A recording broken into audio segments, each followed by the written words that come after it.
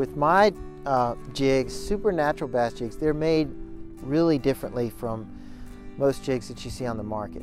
The first thing I put on a jig is marabou hair, and marabou really breathes in the water like nothing else. There's no other material that breathes like marabou.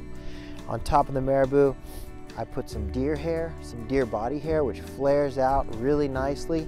It's a little bit buoyant, so it helps the jig to fall slowly, and it moves really nicely in the water. Then on top of the marabou and the deer hair, I put a really thin silicone skirt. Not too many strands, because I don't want to really cover up the marabou and the deer hair. So I try to maintain a really nice balance between the marabou, the deer hair, and the silicone skirt. And I feel like those natural materials allow the jig to breathe in the water and have a movement that you don't really get with other jigs on the market. The other thing that really sets this jig apart from other jigs you see is the fact that I don't have a great big fiber weed guard like all the other jigs you see. This one has a really thin wire that goes right about to where the hook point is.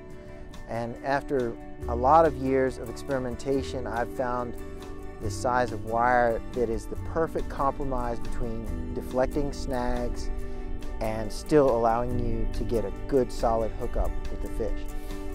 It's amazing how well this weed guard works. I've had a lot of guys look at this and they think, man, there's no way that thing could work. They just don't have confidence because they've never used it before. They've never seen it before. But through years of experience, I can tell you the wire weed guard works. It's amazing. I make football head jigs and also make brush jigs that have a real narrow, pointy head, and they will go through lily pads and weeds really well without getting hung up.